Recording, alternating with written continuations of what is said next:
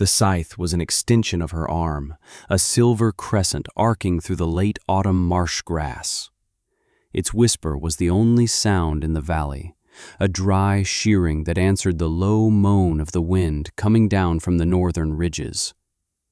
Each swing was a repetition, a prayer of motion learned from a man long since turned to dust.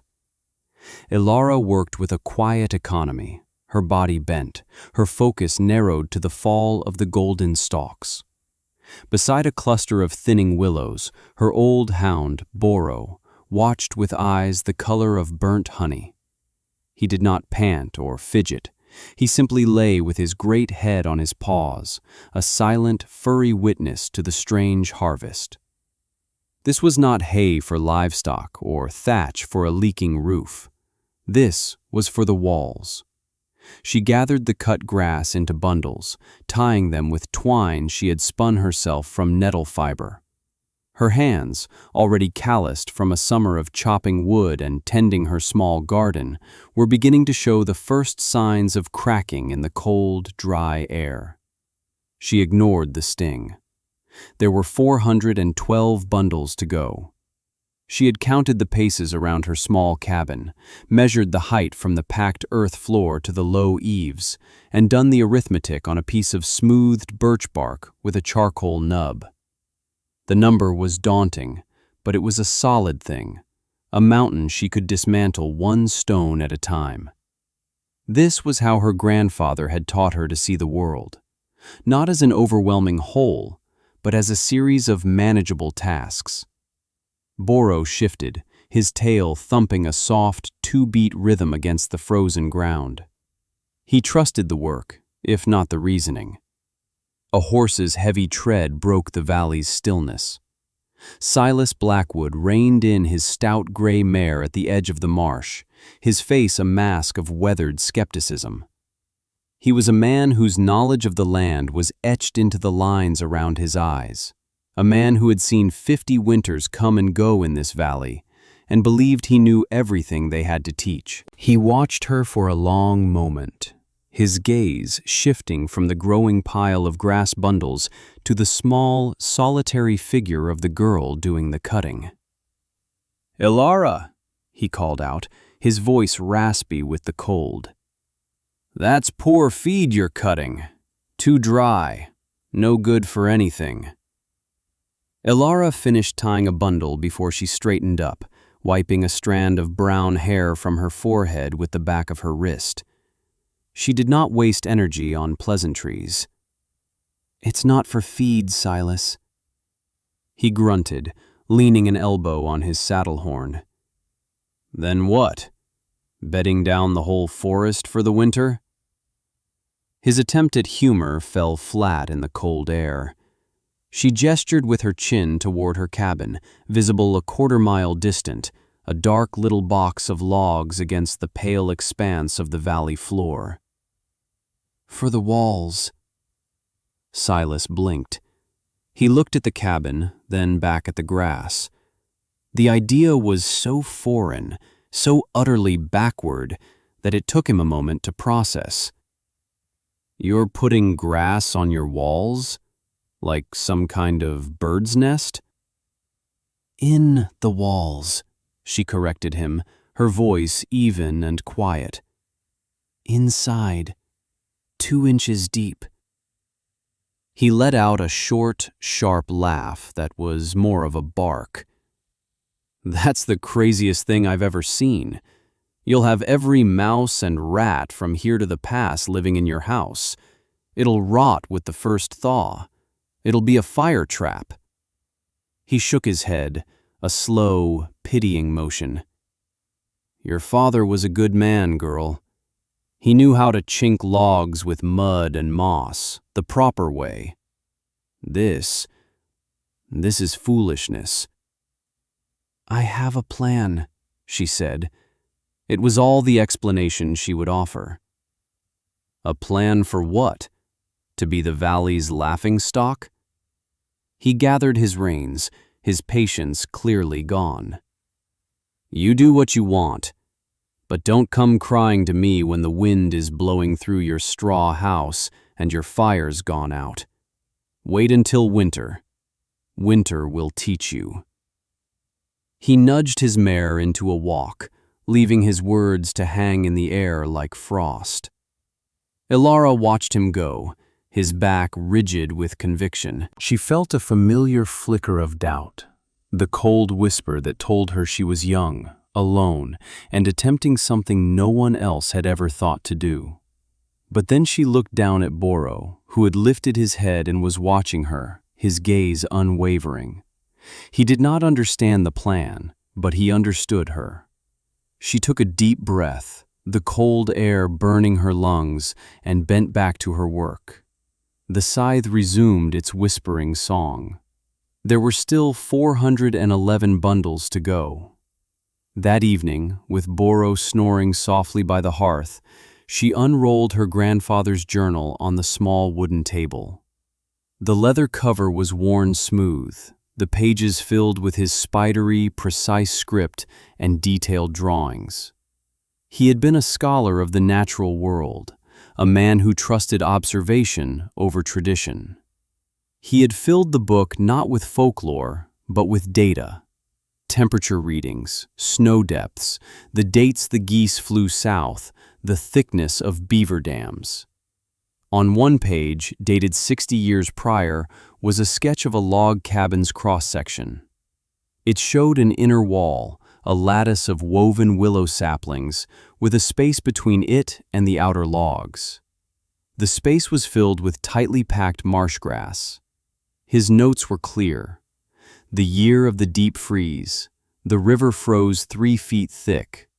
Trees cracked open in the forest from the cold.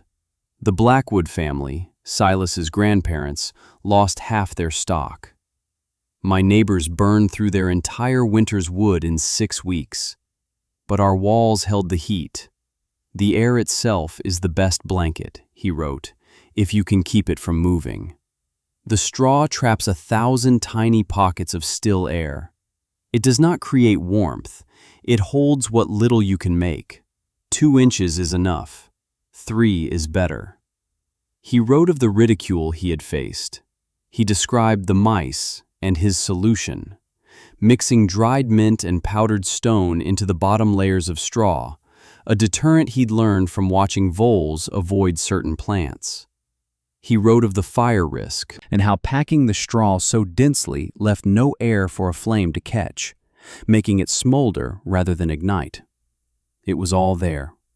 A meticulous record of unconventional wisdom, tested and proven. Ilara traced the drawing with her finger.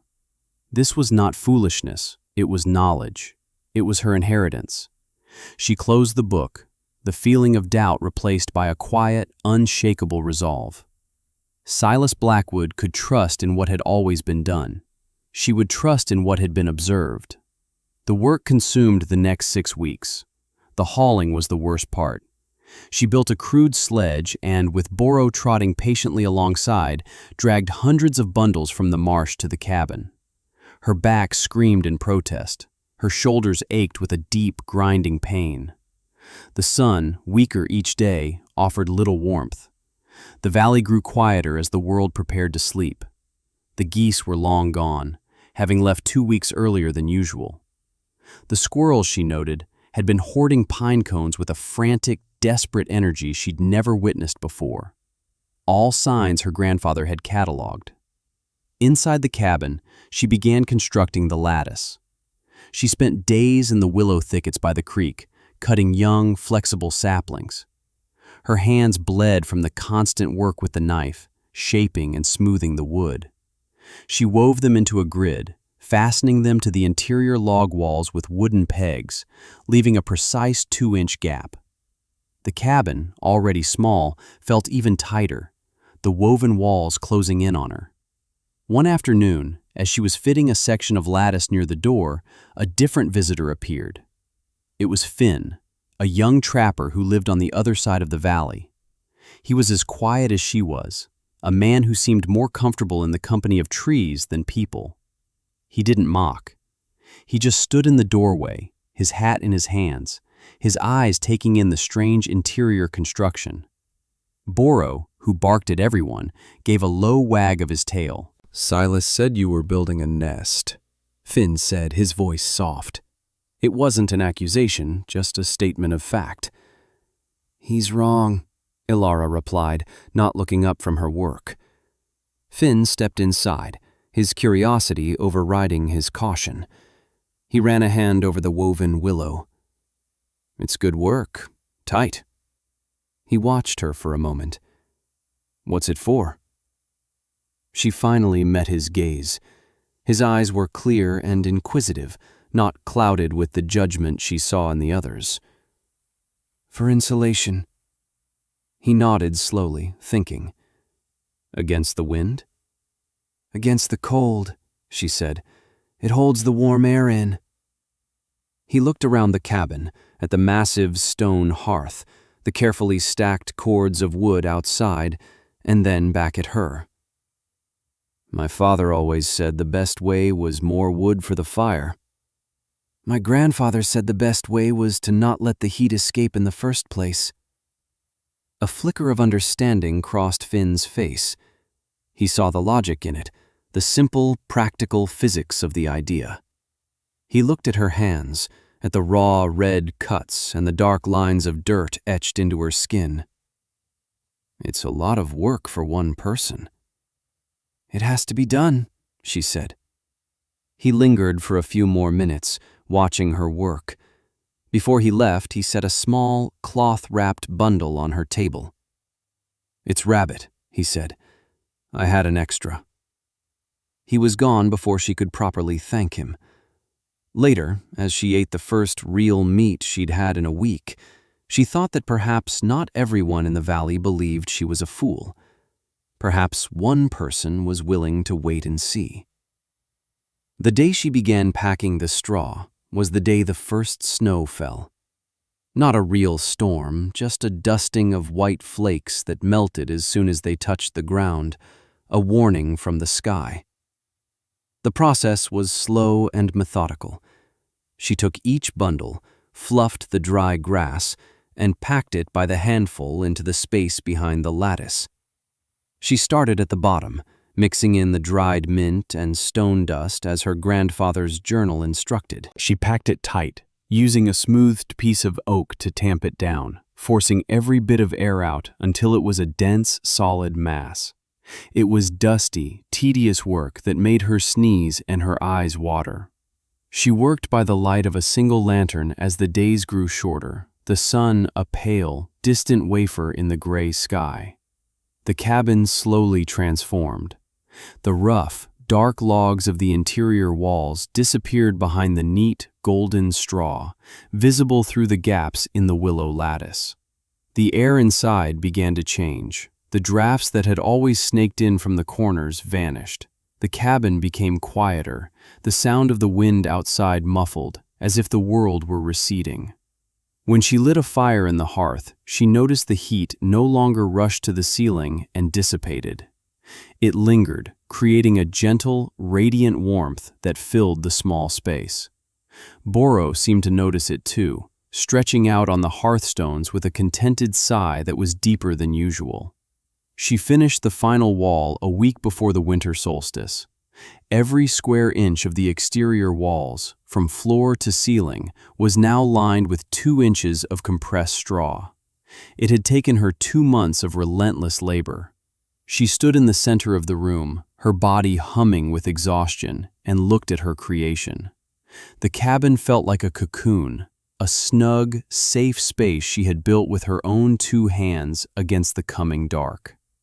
Outside, the wind howled, but inside, there was only a profound and satisfying stillness. She had done all she could. Now, all she could do was wait for winter. The other valley residents were also preparing, but in their own time-honored ways. She saw them at the small trading post, their faces grim as they bought salt and flour. They spoke of the cold in low, worried tones. Mr. Thorne, the valley's wealthiest landowner, had hired 2 extra men to chop wood, and the sound of their axes echoed from his property day and night. Silas Blackwood had spent a week rechinking every log on his house and barn with a fresh mixture of clay and moss. He gave Alara a curt nod at the post, his expression a mixture of pity and disapproval. "Got your nest feathered, have you?" he'd asked, loud enough for others to hear. A few men chuckled. Alara simply paid for her salt and left, Boro trotting at her heels. Their laughter did not touch her. It was the sound of men who believed the old ways were the only ways, men who had forgotten that survival sometimes required not just strength, but imagination. A few days later, Finn appeared at her door again. This time he carried a newly honed axe head. "Your splitting axe looked dull the other day," he said, avoiding her eyes. "I had some time." She took it from him. The edge was wickedly sharp, gleaming in the pale light. "Thank you, Finn." "The river's freezing faster than I've ever seen," he said, looking toward the dark line of water at the valley's edge. "The ice at the banks is already 6 inches thick. The old-timers are worried, even Silas." "He thinks I'm a fool," Alara stated. Finn finally met her gaze. "He thinks anything he doesn't understand is foolish. I think—" He hesitated, then seemed to find his courage. "I think it's smart. My trapping cabin is small. I burn through wood twice as fast as I should. Your idea, it makes sense." He gestured to her woodpile, which was substantial but no larger than anyone else's. "You're not planning to outburn the cold. You're planning to outweight it." "I am," she said. He nodded, a gesture of respect. "Be safe, Alara." "You too, Finn." He left, and she was alone again, but not as alone as before. One person understood. One person saw the method in her madness. As she split logs with the perfectly balanced new axe, each strike clean and sure, she felt a sliver of warmth that had nothing to do with the coming fire. The cold did not arrive like a storm, with wind and snow and fury. It seeped into the valley silently, a thief in the dead of night. The temperature dropped steadily for 3 days, the mercury in the trading post's thermometer falling past 0, then 10 below, then 20, and still it fell. A profound, unnatural stillness settled over the landscape. There was no wind, no birds called. The only sound was the sharp, percussive crack of tree trunks splitting open in the forest, their sap freezing and expanding with explosive force. The smoke rising from the chimneys of the other cabins, which had been thick, confident plumes, thinned to desperate, pale wisps as families burned through their wood at an unsustainable rate. Inside her cabin, Alara felt the cold, but it was a different kind of cold. It was not the sharp, invasive chill that leached warmth from bone and marrow.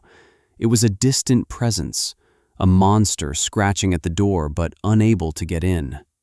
She kept a small, efficient fire going in the hearth, no larger than what she would use on a normal winter day. The stone of the fireplace absorbed the heat and radiated it slowly into the small room. The straw-lined walls did their job, holding that precious warmth. The air was cool but still. There were no drafts. She could sit a few feet from the fire and feel comfortable in a single wool sweater. The temperature inside hovered around 50 degrees, a miracle of survival when outside it was 40 below 0. Boro slept soundly, his flank barely rising and falling. He was not huddled or shivering. He was at peace. Alara spent her days mending clothes, reading her grandfather's journals, and listening to the silence. On the second day of the deep freeze, she noticed the smoke from Silas Blackwood's chimney had stopped entirely. A knot of unease tightened in her stomach. On the third day, the silence was broken by a frantic, desperate pounding on her door. She opened it to a wall of brutal cold that stole her breath. Finn stood there, his face encased in a rime of ice, his breath pluming in thick white clouds. His eyes were wide with fear. "It's Silas," he gasped, his words cracking. "And his family. Their fire went out hours ago. They've burned everything. The cold, it's getting in. The chinking is frozen solid, and it's falling out from between the logs. It's like there are no walls at all." Ilara didn't hesitate. "Bring them here. And the Thorns," he continued, shivering violently. "Their big house is like a cave of ice. They have 4 fireplaces, but the heat just vanishes.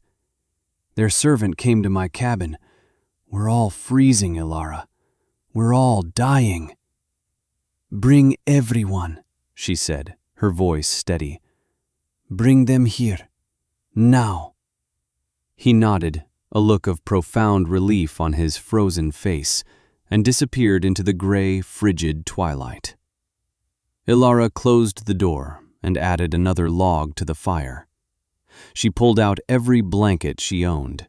She put a large pot of water on the hearth hook to boil for tea. Her home was about to become a sanctuary. The nest was ready.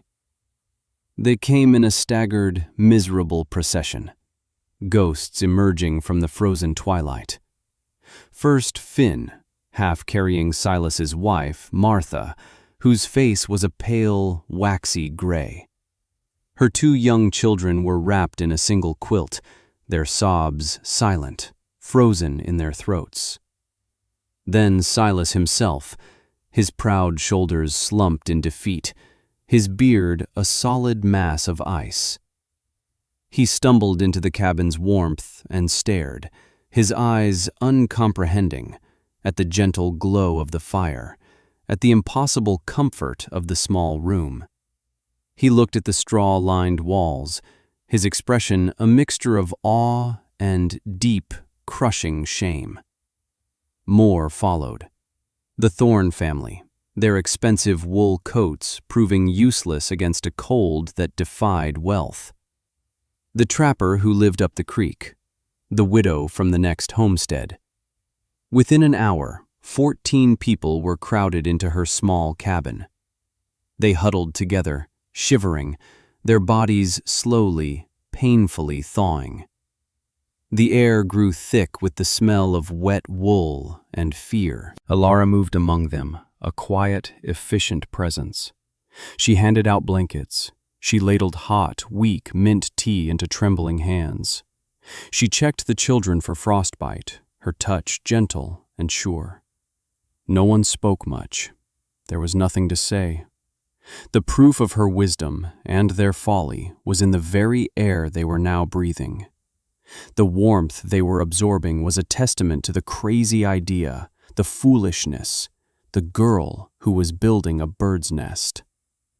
Mr. Thorn, a man used to command, sat on a low stool, stripped of all his authority, looking smaller than Ilara had ever seen him.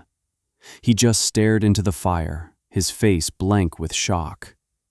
But it was Silas who was the most changed.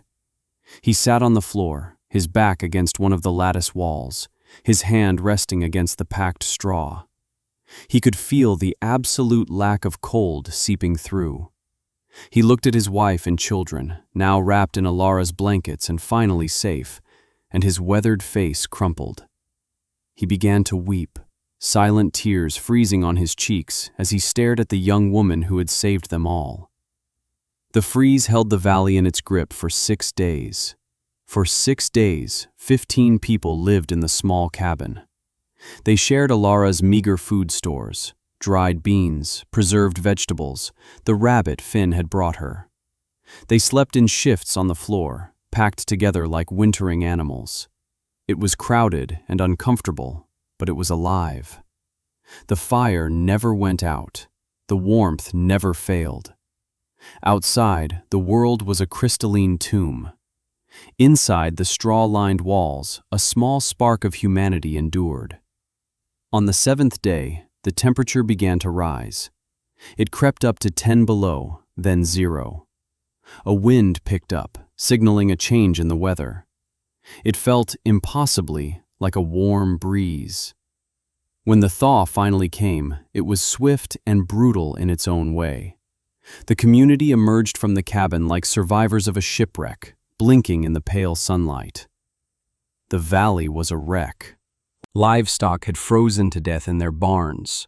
Food stores and root cellars were ruined, frozen solid, then turned to mush. In Silas's cabin, every jar of preserved food had shattered, the glass cracking from the intense cold. Mr. Thorne's grand house had burst pipes, the floors now covered in a treacherous layer of ice. They had survived the freeze, but now they faced starvation. But something had changed. The old hierarchies, the old certainties, had been frozen and shattered along with everything else. As they stood together outside Ilara's cabin, surveying the damage to their world, they were no longer a collection of disparate families. They were a single, humbled community. And they all looked to Ilara. Silas Blackwood was the first to approach her. He walked up to her, his hat in his hands, his face etched with a humility she had never seen on him. He didn't offer excuses or long speeches. He looked her straight in the eye. "We would have died," he said, his voice thick with emotion. "My children would have died. You were right."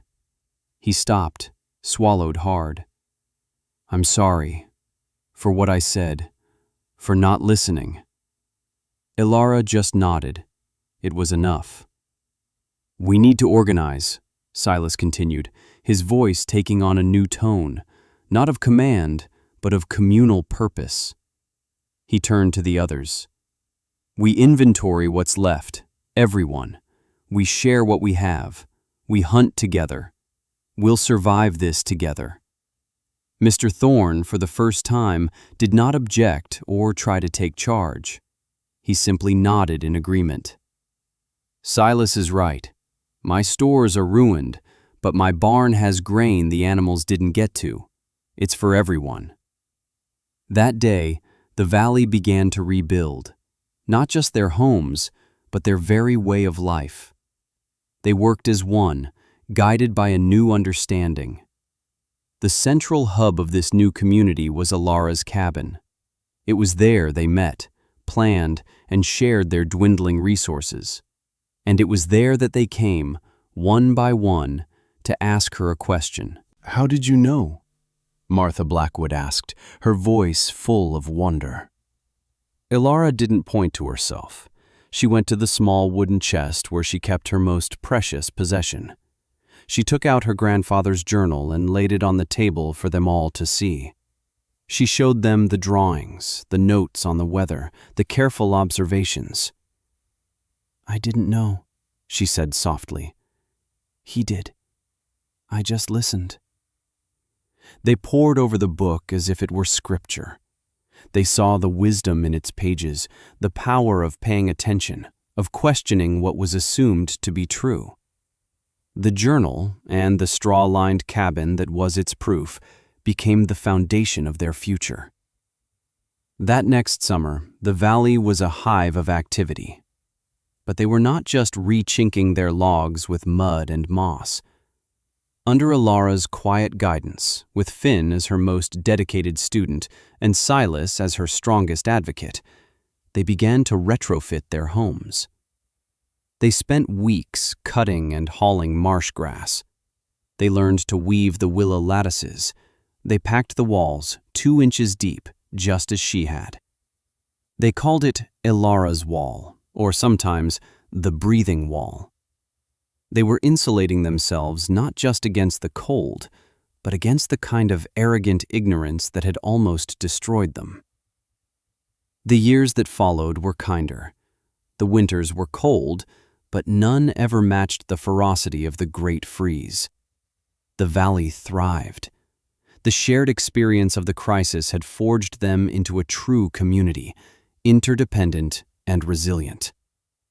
Ilara and Finn built a life together, a quiet partnership based on mutual respect and a deep, unspoken understanding. They expanded her cabin, adding another room, but it was built in the same way, with the same straw-filled walls. Boro grew old.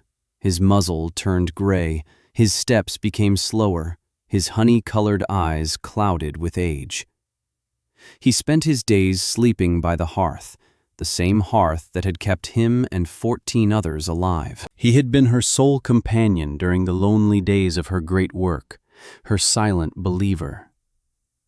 One winter evening, 15 years after the freeze, he rested his great head on her lap, gave a deep, contented sigh, and simply stopped breathing.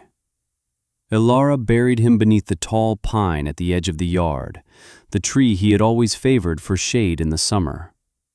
She and Finn stood over the small mound of earth, and she felt the profound weight of time's passage. Ilara herself grew into the valley's elder. Her hair turned the color of winter snow, but her eyes remained clear and observant. She was the keeper of her grandfather's knowledge and her own. She taught the children born after the freeze how to read the sky, how to understand the behavior of the animals, how to listen to what the world was telling them. She taught them that the most important tool for survival was not an axe or a rifle, but an open and curious mind. She never boasted about what she had done. She never had to. The story was told for her, passed down from the parents who had huddled in her cabin to the children who now lived in warm, safe homes because of her. She lived a long and peaceful life. When she died in her sleep at the age of 83, the entire valley mourned. They buried her on the small hill next to her grandfather and next to Boro. They did not commission a grand stone from a faraway city. Instead, Silas's grandson, a skilled stonemason, chose a large, smooth river stone from the creek. It took him a month to carve the epitaph. It was simple, and it was perfect. Ilara. She listened. She kept us warm. Decades later, long after everyone who remembered the Great Freeze had passed into memory, the valley was still there. It was more prosperous, with new homes and families, but the old ways, the new old ways remained. Every autumn, there was a communal harvest of the marsh grass. Every home was maintained with the breathing walls, a tradition as sacred as planting and harvesting. Ilara's original cabin still stood, preserved by the community as a monument. A young family lived in it now, a couple with a small child and a big, friendly hound who looked a little like Boro. On a cold winter's night, with the wind howling down from the northern ridges and snow piling in deep drifts outside, the father added a log to the fire. His daughter, warm and safe in her bed, slept soundly. He ran a hand over the interior wall, over the smooth, aged willow lattice. Through the gaps, he could just make out the golden fibers of the straw, packed tight more than a century ago. The cabin was quiet. It was still. It held the warmth it always had.